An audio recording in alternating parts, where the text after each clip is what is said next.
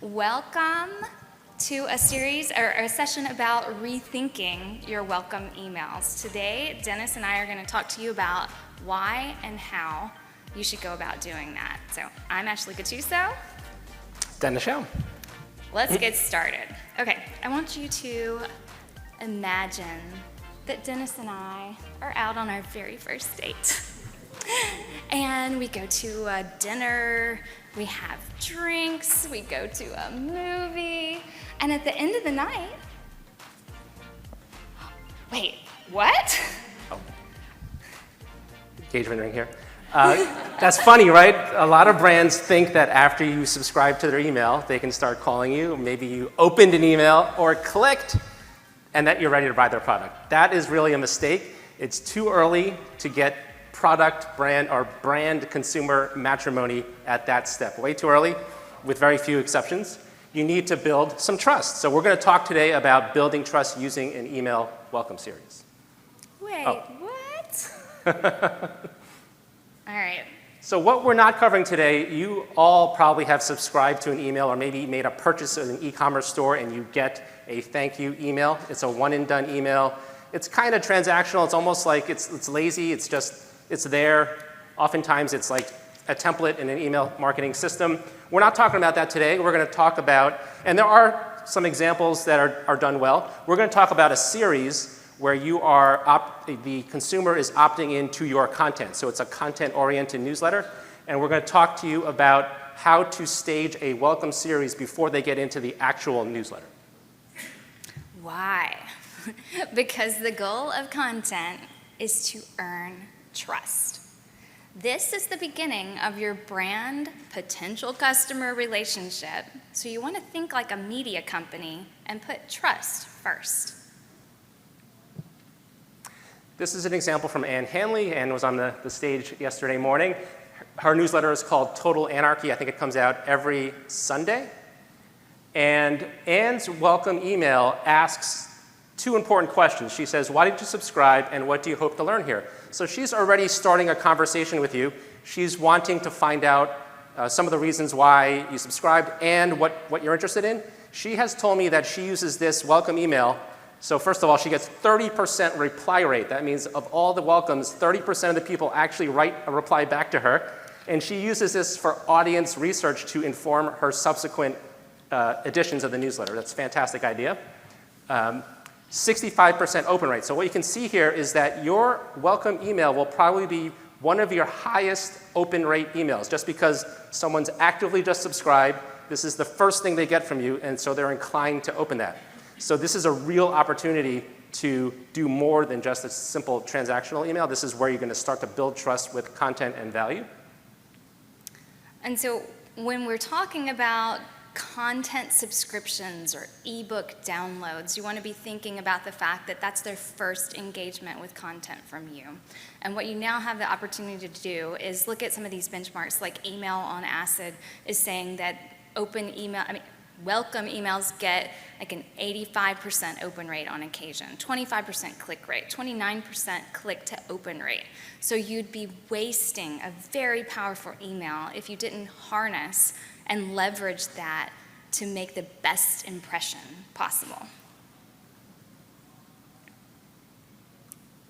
Okay, so taking a step back from email, I believe that getting off to a good start is so important in basically all things in life, so email included. So I just have some examples here. I won't go through all of them. But the first example is, let's say you're a babysitter or your daughter or son is a babysitter. They get hired for the first time to babysit for a family.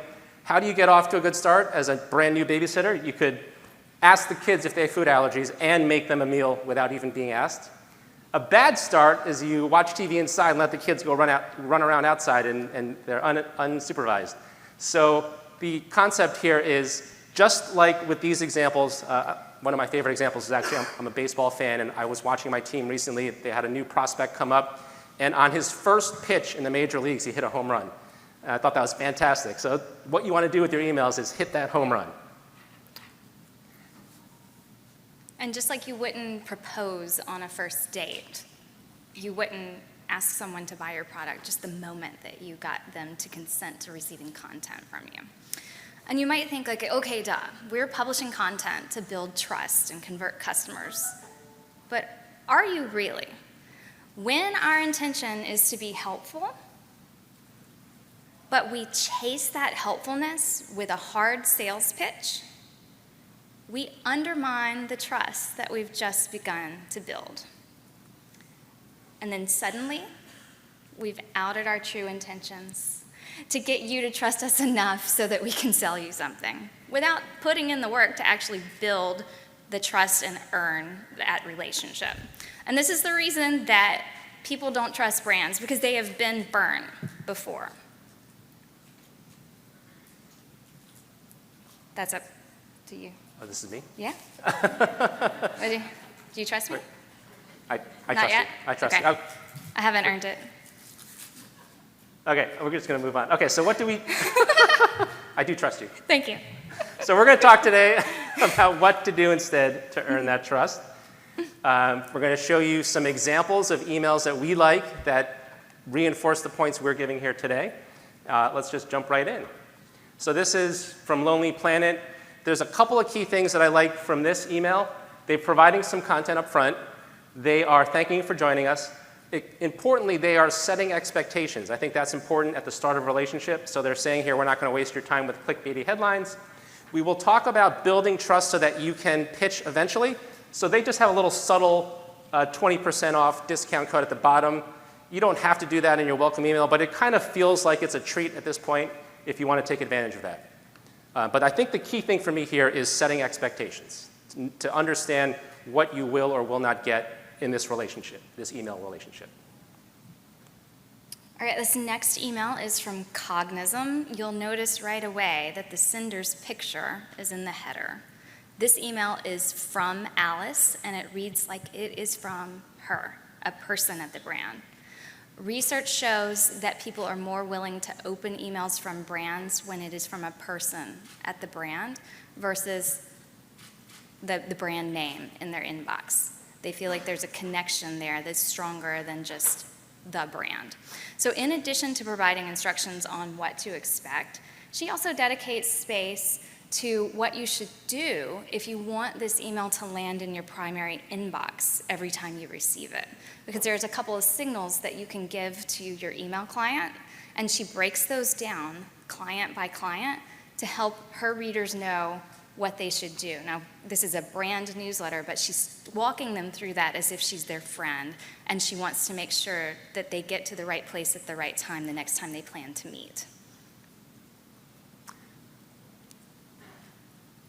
Newsette and Money Scoop also dedicate space to this. Money Scoop is from Morning Brew. Morning Brew has always put in a block of copy right there. Here's how you tell the email client that you want this to land in their primary inbox. It keeps your emails out of spam. And they also set really clear expectations on what you'll get. If you look at Money Scoop, they even used visuals to show you what you might expect. Newsette went through and used bullet points. In email, it is really important to use formatting as your friend. Go with bold, go with bullets, go with assuming that someone is skimming instead of deep reading. If they want to deep read, they can, but they need to be able to scroll that email like they would social media and get the main points right from the start.